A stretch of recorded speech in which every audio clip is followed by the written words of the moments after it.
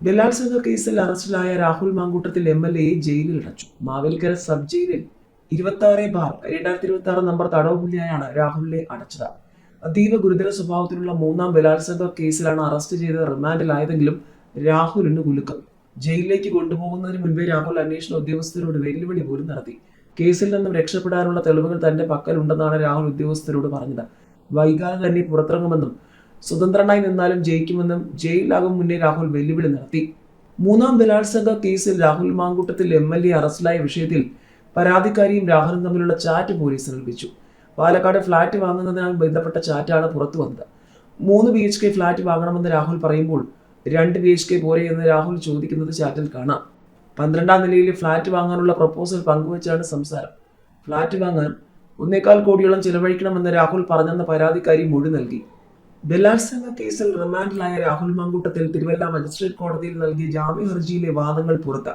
മൂന്നാം പീഡന പരാതിയിൽ പറയുന്ന മുഴുവൻ കാര്യങ്ങളും വ്യാജമാണെന്നും ബാലിശമാണെന്നുമാണ് ഹർജിയിലെ വാദം. ഹർജിക്കാരനെ അപകീർത്തിപ്പെടുത്താനും ഹർജിക്കാരനെ ജയിലിലടയ്ക്കാനുമുള്ള ദുരുദ്ദേശത്തോടെയുള്ളതാണ് പരാതിയെന്നും ഈ കേസിൽ ബലാത്സംഗ ആരോപണം നിലനിൽക്കില്ലെന്നുമാണ് വാദം. പരാതിക്കാരി വിവാഹിതയായ ഒരു സ്ത്രീയാണെന്നും ഉഭയസമ്മതത്തോടെയുള്ള ബന്ധമാണ് ഉണ്ടായിട്ടുള്ളതെന്നും ഹർജിയിൽ പറയുന്നു. പരാതിക്കാരി തന്നെയാണ് ഹോട്ടൽ മുറി ബുക്ക് ചെയ്തത്. പരാതിക്കാരി പ്രായപൂർത്തിയാകാത്ത ആളല്ല. പ്രായപൂർത്തിയായ ഒരു പുരുഷനെ കാണാൻ ഒരു ഹോട്ടൽ മുറി ബുക്ക് ചെയ്യുന്നതിന്റെ ഗുണദോഷങ്ങൾക്ക് അവർക്ക് അറിയാമെന്നും ഹർജിയിൽ പറയുന്നു. പരസ്പര സമ്മതത്തോടെയുള്ള ബന്ധത്തിന്റെ അനന്തരഫലങ്ങളെക്കുറിച്ച് യഥാർത്ഥ പരാതിക്കാരിക്ക് നന്നായി അറിയാമെന്നും പരാതിക്കാരി അവിവാഹിതയായ സ്ത്രീയാണെന്ന ധാരണയിലായിരുന്നു ഹർജിക്കാരനെന്നുമാണ് വാദം. വിവാഹിതയാണെന്ന് അറിഞ്ഞപ്പോൾ ബന്ധം തകർക്കുകയായിരുന്നുവെന്നും ഹർജിയിൽ പറയുന്നു. രാഹുൽ നൽകിയ ജാമ്യ ഹർജി തിരുവല്ല മജിസ്ട്രേറ്റ് കോടതി പരിഗണിക്കും. ഗുരുതരമായ ആരോപണമാണ് പരാതിയിൽ രാഹുലിനെതിരെ യുവതി ഉന്നയിക്കുന്നത്. രാഹുലിനെതിരായ ഈ പരാതിയിലാണ് പോലീസ് അറസ്റ്റ് ചെയ്യുന്നതും തുടർന്ന് കോടതി റിമാൻഡ് ചെയ്തതും. 2 ബലാത്സംഗ കേസുകളിൽ അറസ്റ്റ് നീട്ടിക്കിട്ടിയതിന്റെ ആശ്വാസത്തിലായിരുന്ന രാഹുൽ മാങ്കൂട്ടത്തിൽ മൂന്നാം ബലാത്സംഗ പരാതിയിലാണ് ഒടുവിൽ അറസ്റ്റിലായത്. വിദേശത്തുള്ള പരാതിക്കാരി ഇമെയിലിൽ DGPക്ക് നൽകിയ പരാതിയിൽ അതീവ രഹസ്യമായിട്ടായിരുന്നു SIT നീക്കങ്ങൾ. SP പൂങ്കുഴലി വിശ്വസ്തരായ ഉദ്യോഗസ്ഥരെ മാത്രം ചേർത്ത് നടത്തിയ ഓപ്പറേഷനിലൂടെയാണ് പാലക്കാട് നിന്നും രാഹുലിനെ അർദ്ധരാത്രിയിൽ കസ്റ്റഡിയിലെടുത്തത്. പരാതിക്കാരി അയച്ച വൈകാരികമായ ശബ്ദ സന്ദേശം മുഖ്യമന്ത്രി കേട്ടതോടെയാണ് DGPക്ക് അടിയന്തര നിർദ്ദേശം നൽകിയത്. രാഹുൽ പുറത്തു നിൽക്കുന്നത് തന്റെ കുടുംബത്തിന് ഭീഷണിയാണെന്നും അറസ്റ്റ് വൈകുന്നതിൽ വലിയ ആശങ്കയുണ്ടെന്നും സന്ദേശത്തിൽ പരാതിക്കാരി വ്യക്തമാക്കിയിരുന്നു.